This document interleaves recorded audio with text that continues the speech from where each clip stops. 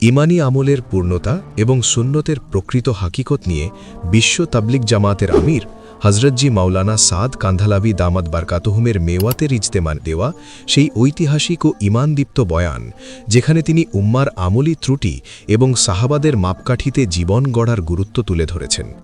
আসুন হৃদয়ের কান পেতে শুনি হেদায়েতের এই অমূল্য পাথেয়। হজরতজি কি বলেছেন শুনি ইনশাআল্লাহ। আমার শ্রদ্ধেয় বন্ধু, মুরব্বী ও প্রিয়জনেরা, হজরতজি বলেন, এটি একটি স্পষ্ট ঘোষণা পুরো বিশ্বের জন্য, পৃথিবীর প্রতিটি মানুষের জন্য। এটি শুধু তাবলিগওয়ালাদের জন্য নয়, শুধু মুসলমানদের জন্য নয়, বরং আল্লাহ তাআলা সাধারণ ঘোষণা করে দিয়েছেন যে ইসলাম ব্যতীত অন্য কোনো ধর্ম, অন্য কোনো জীবন ব্যবস্থা বা নবীর তরিকা থেকে বিচ্যুত কোনো আমল আল্লাহর কাছে কবুল হবে না।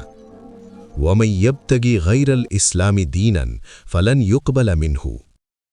লোকেরা মনে করে আমরা যতটুকু ইসলামের উপর চলছি তাই কবুল হয়ে যাবে। না, বিষয়টি এমন নয়। আল্লাহ তাআলা কামিল ইসলাম কবুল করবেন। আমি গত রাতেও হাদিস শুনিয়েছিলাম যে ব্যক্তি ঈমান আনল কিন্তু নামাজ পড়ল না, আল্লাহ কাছে তার ঈমান কবুল নয়। যে ঈমান আনল, নামাজ পড়ল কিন্তু রোজা রাখল না, তার ঈমান ও নামাজ আল্লাহ কাছে কবুল নয়। যে ঈমান আনল, নামাজ পড়ল, রোজা রাখল কিন্তু যাকাত দিল না, তার ঈমান, নামাজ, রোজা আল্লাহ কাছে কবুল নয়। আর যে ঈমান আনল, নামাজ পড়ল, রোজা রাখল, যাকাত দিল কিন্তু সামর্থ্য থাকা সত্ত্বেও হজ করল না, আল্লাহ কাছে তার এই ঈমান ও ফরজসমূহ কবুল নয়। দুনিয়ার জীবনেও তো আপনারা দেখেন, কেউ যদি আপনাকে কোনো ত্রুটিযুক্ত খুঁতওয়ালা মাল দেয়, আপনি যদি বাজার থেকে কোনো জিনিস কেনেন আর তাতে কোনো ত্রুটি থাকে, তবে আপনি তা ফয়সালা করে ফেরত দেন যে আমার এটি লাগবে না। সে যতই অনুনয় বিনয় করুক, আপনি বলেন, না, এই মালের মধ্যে খুঁত আছে, আমি এটি নেব না। যদি দোকানে রাখা মালও ত্রুটিমুক্ত না হয়, তবে আপনারা তা নেন না। অথচ আমরা আল্লাহকে ধোঁকা দিচ্ছি অসম্পূর্ণ দিন পালন করে। আমরা ভাবছি এটি করেছি, ওটি না করলে কি হয়েছে। এর মূল কারণ হল আমরা আমাদের অসম্পূর্ণ ইসলামকে কুফরের সাথে তুলনা করছি। আমরা আমাদের নামাজকে বেনামাজির সাথে তুলনা করছি। আমরা আমাদের ঈমানকে কাফেরের সাথে তুলনা করছি। এ কারণেই আমরা যতটুকু ঈমান বা নামাজ আমাদের আছে তাতেই তুষ্ট হয়ে বসে আছি। যেহেতু অন্যেরা কিছুই করছে না আর আমি সামান্য কিছু করছি, তাই ভাবছি আমিই শ্রেষ্ঠ।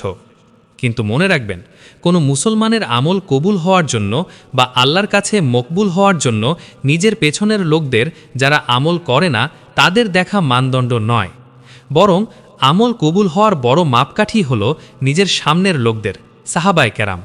আমি পরিষ্কার আরজ করছি, মুসলমানের ঈমানের তুলনা কাফেরের সাথে নয়, বরং সাহাবাদের ঈমানের সাথে হওয়া উচিত। আমিনু কামা আমানান নাসু, তোমরা ঈমান আনো যেভাবে সাহাবারা ঈমান এনেছেন। মুসলমানের নামাজের তুলনা ফাসেকের সাথে নয়, বরং নবীজির নামাজের সাথে হওয়া উচিত। সল্লু কামা রাআইতুমুনি উসাল্লি। প্রতিটি মুসলমানকে হুকুম দেওয়া হয়েছে সে যেন নবীর তরিকা অনুযায়ী নামাজ পড়ে। যদি নামাজ নবীর তরিকা অনুযায়ী না হয়, তবে হাদিসে এসেছে সেই নামাজ মুখের উপর ছুঁড়ে মারা হবে। আমি এই কথা এই জন্যই বলছি যে এই যুগে মানুষ অসম্পূর্ণ দিন নিয়ে তুষ্ট হয়ে গেছে, অথচ দুনিয়ার সব কাজে সে পূর্ণতা বা পারফেকশন চায়। দোকান কেন পূর্ণাঙ্গ, হোটেল কেন নিখুঁতভাবে চলছে, বাড়ি কেন এত সুন্দর করে বানানো হলো, দুনিয়ার সব কিছু কামেল বা পূর্ণাঙ্গ হচ্ছে। কোনো মানুষ দুনিয়ার সামান্য অসম্পূর্ণতাও বরদাস্ত করে না। পোশাক খুব ভালো বানাচ্ছে, বিয়ে খুব জাঁকজমকভাবে করছে, কারণ সে দুনিয়ার জন্য মেহনত করছে, তাই দুনিয়ার সব কিছু নিখুঁত করতে চায়। কিন্তু দিনের মেহনত নেই, তাই দিনের অসম্পূর্ণতা নিয়ে তার কোনো মাথা ব্যথা নেই। নামাজ মুখের উপর ছুঁড়ে মারা হচ্ছে কিনা, এই নামাজ আল্লাহর কাছে কবুল হওয়ার যোগ্য কিনা, সে ব্যাপারে কোনো পরোয়া নেই। যেহেতু কোনো নির্দিষ্ট পথে বা বিষয়ে মেহনত করা হয় না, তাই সেই বিষয়ের বিশ্বাস, কল্যাণ, অকল্যাণ এবং লাভ ক্ষতি সম্পর্কে মানুষ কিছুই জানতে পারে না। আপনি যদি একজন ব্যবসায়ীকে জিজ্ঞেস করেন জমিদারি বা চাষাবাদ কেমন হয়, সে বলতে পারবে না। আবার একজন জমিদারকে যদি ব্যবসার ব্যাপারে জিজ্ঞেস করেন, সেও উত্তর দিতে পারবে না। এমনকি একজন ডাক্তারকে কৃষিকাজ সম্পর্কে জিজ্ঞেস করলে সেও কিছু বলতে পারবে না, কারণ এটা তার ক্ষেত্র বা লাইন নয়। তাই আমার কথাটি একটু গভীরভাবে ভেবে দেখুন। যে সকল মুসলমান কেবল দুনিয়া অর্জন করাকেই জীবনের মূল উদ্দেশ্য বানিয়ে নিয়েছে, তারা দিনের খবর কিভাবে রাখবে? এটা তো খুব সাধারণ একটি বিষয়, তাই না? যখন একজন ব্যবসায়ীর চাষাবাদ সম্পর্কে কোনো ধারণা নেই, কিংবা একজন জমিদারের চিকিৎসা পেশা সম্পর্কে কোনো জ্ঞান নেই, তেমনি যে ব্যক্তি যে লাইনে মেহনত বা সাধনা করে, সে কেবল সেই লাইনের খবর এবং সঠিক নিয়মকানুনগুলোই জানে। সেই পথের প্রতিটি স্তর বা মঞ্জিল সে চেনে এবং সেই পথের প্রতিকূলতা বা কষ্টগুলো সম্পর্কে সে অবগত থাকে। যতক্ষণ পর্যন্ত মুসলমান তার মেহনতের মোড় না ঘোরাবে, দুনিয়া থেকে আখেরাতের দিকে, বাজার থেকে মসজিদের দিকে, বেদিনী থেকে দিনের দিকে, ততক্ষণ সে বুঝবে না ইসলাম কি। সে তো কেবল জাতীয়তাবাদী ইসলাম নিয়ে বসে আছে। সে মনে করে মুসলমান হওয়া মানে কেবল একটি জাতির নাম। ইসলাম কোনো জাতির নাম নয়। ইসলাম কোনো বিশেষ ভূখণ্ডের নামও নয়। মানুষ ইসলামিক দেশগুলোকে ইসলাম মনে করে বসে আছে। আমি আল্লাহর কসম খেয়ে বলতে পারি, শুধু ইসলামিক দেশ মানেই ইসলাম নয়। ইসলাম কি? প্রতিটি ব্যক্তির নিজের সত্তার মধ্যে আল্লাহর ফরজসমূহকে নবীর তরিকা অনুযায়ী পূরণ করা এবং মাথা থেকে পা পর্যন্ত সুন্নতের রঙে রাঙানো। আল্লাহর কসম, মাথা থেকে পা পর্যন্ত মুসলমান যদি সুন্নতে সজ্জিত না হয়, তবে এটি নিফাক বা মুনাফিকি। আপনারা হয়তো ভাবছেন আমি খুব শক্ত কথা বলছি, কিন্তু এটি চরম সত্য। আপনারা মসজিদ দেখে ইসলাম ভাবেন, বাইতুল্লাহ দেখে ইসলাম ভাবেন। না, একজন মুসলমানের লেনদেনে, আচার আচরণে, চরিত্রে, সুরত লেবাসে, উপার্জনে এবং বিয়ে শাদিতে সুন্নতের অনুসরণই হলো ইসলাম। এটি তো কিয়ামতের দিন জানা যাবে, যখন রাসূলুল্লাহ সাল্লাল্লাহু আলাইহি ওয়াসাল্লাম বলবেন, হে আল্লাহ, আমার উম্মত, আমার উম্মত।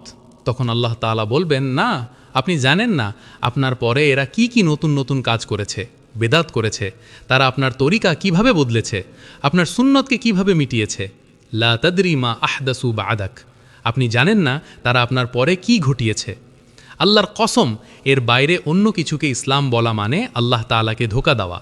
মাথা থেকে পা পর্যন্ত যদি কোনো মুসলমান সুন্নতের দ্বারা সজ্জিত না হয়, তবে এটি মুনাফিকি।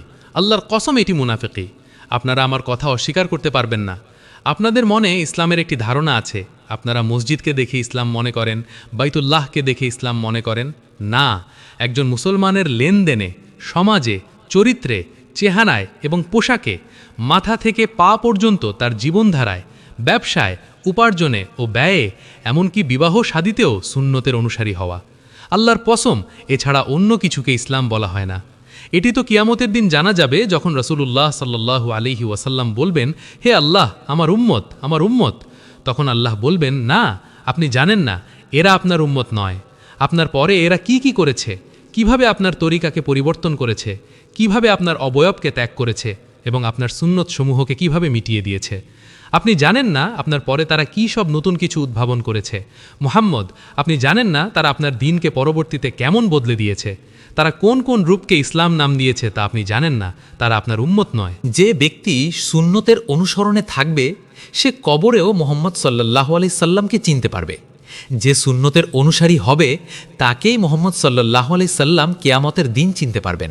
তাই আমার বন্ধু, মুরব্বী ও প্রিয়জনেরা, প্রতিটি বিষয়ের বাস্তবতা এবং তাতে শ্রেষ্ঠত্ব অর্জিত হয় সেই বিষয়ের মেহনতের মাধ্যমে। এজন্যই আমি বলছি যে সবচেয়ে প্রথম কাজ হলো নিজেদের মেহনত বা প্রচেষ্টার গতি পরিবর্তন করা।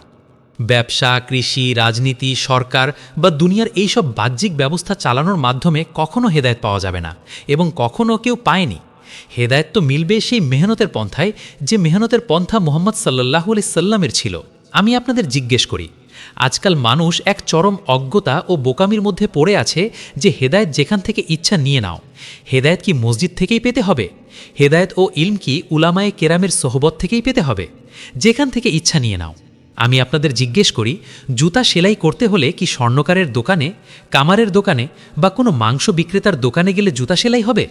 কেউ কি জুতা সেলাই করে দেবে? জুতা সেলাই করতে হলে আপনাকে মুচির দোকানেই আসতে হবে। আপনার বাড়িতে সেই সুই নেই যা দিয়ে জুতা সেলাই করা যায়। সেই সুই কেবল মুচির কাছেই পাবেন। জুতা নিয়ে কোথায় যাচ্ছেন? মুচির কাছে। মুচির কাছে কেন যাচ্ছেন আপনি এত বড় মানুষ? কারণ জুতা ছিঁড়ে গেছে।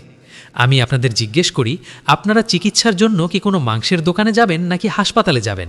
দুনিয়ার সামান্য কাজ যদি নির্দিষ্ট স্থান ছাড়া না হয়, তবে আল্লাহর দ্বীন ও হেদায়েত, আল্লাহর ঘর, মসজিদ ছাড়া কিভাবে হাসিল হবে? একবার ভেবে তো দেখুন। এজন্যই আমি বলেছি যে আল্লাহ তাআলা গুরুত্বর সাথে হেদায়েতকে মসজিদের সাথে এবং মেহনতের সাথে জুড়ে দিয়েছেন। কুরআন চোখ খুলে পড়ুন, তাহলে জানতে পারবেন আল্লাহ হেদায়েতকে কোন মেহনতের সাথে যুক্ত করেছেন। হেদায়েত দুটি জিনিসের সাথে সম্পৃক্ত, এক মসজিদ আবাদ করার সাথে এবং দুই দাওয়াতের এই মেহনতের সাথে। আল্লাহ পরিষ্কার বলে দিয়েছেন, যারা আমার রাস্তায় মেহনত করবে আমি তাদের অবশ্যই হেদায়েত দান করব। এই জামানার মানুষের উপর অবাক লাগে যারা মেহনত করে দুনিয়া কামানোর জন্য আর দোয়া করে হেদায়েতের জন্য। আল্লাহ তাদের অবশ্যই হেদায়েত দেবেন। ওয়াল্লাযীনা জাহাদু ফীনা লানাহদিয়ান্নাহুম সুবুলানা। আল্লাহ আমাদের সবাইকে সহি বুঝ দান করুন। আমিন।